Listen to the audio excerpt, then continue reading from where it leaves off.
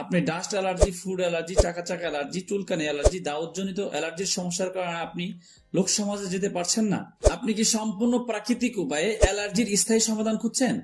তাহলে আজকের ভিডিওটা আপনার জন্য অত্যন্ত গুরুত্বপূর্ণ। প্রিয় ভাইরা, অ্যালার্জি কি? অ্যালার্জি হচ্ছে মানুষের শরীরের এক ধরনের ক্ষতিকারক জীবাণু। এই অ্যালার্জি যদি আমাদের শরীরে হয় তখন আমাদের বিভিন্ন রোগ তৈরি হয়। অ্যালার্জিটা মূলত তৈরি হয় রক্ত থেকে। রক্তে যদি একবার অ্যালার্জি হয়ে যায় তখন আপনার জীবনটাই শেষ হয়ে যেতে পারে। রক্তের মধ্যে যে ক্ষতিকারক জীবাণু, এগুলো আমাদের শরীরের বিভিন্ন অর্গান নষ্ট করে দেয়, যার ফলে আমরা বিভিন্ন রোগে আক্রান্ত হই। আমাদের ত্বকগুলো নষ্ট হয়ে যায়, ঘাও পসরা হয়ে যায়, চুলকানি হয়ে যায়, দাউদ, একজিমা, সোরিয়াসিসের মতন মারাত্মক রোগ তৈরি হয়ে যায়। তাই আমরা দীর্ঘদিন ধরে অ্যালার্জির ওষুধ খাই। বিভিন্ন কেমিক্যাল ওষুধ খেয়ে ফার্মেসিতে গিয়ে আমরা অ্যালার্জির ওষুধের কথা বলি, যেগুলো আমাদের জন্য অত্যন্ত ক্ষতিকর, যেটা আমাদের ইফেক্ট করতে পারে।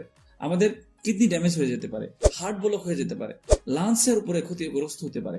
তাই আমরা অনেকেই না জেনে বিভিন্ন কেমিক্যাল ওষুধ খেয়ে আমাদের জীবনকে নষ্ট করে দিচ্ছি।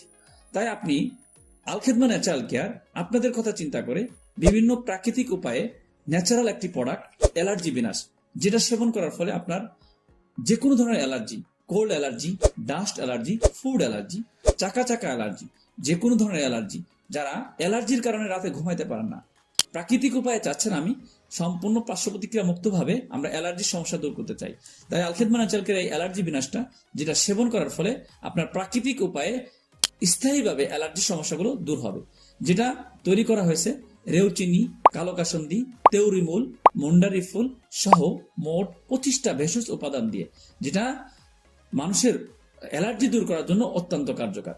কোনো ধরনের পার্শ্ব প্রতিক্রিয়া নাই। তাই যারা দীর্ঘদিন ধরে অ্যালার্জি ভুগছেন তারা সরাসরি আমাদের স্ক্রিনে দেওয়া নাম্বারে যোগাযোগ করতে পারেন। আসসালামু আলাইকুম ওয়া রাহমাতুল্লাহি ওয়া বারাকাতুহু।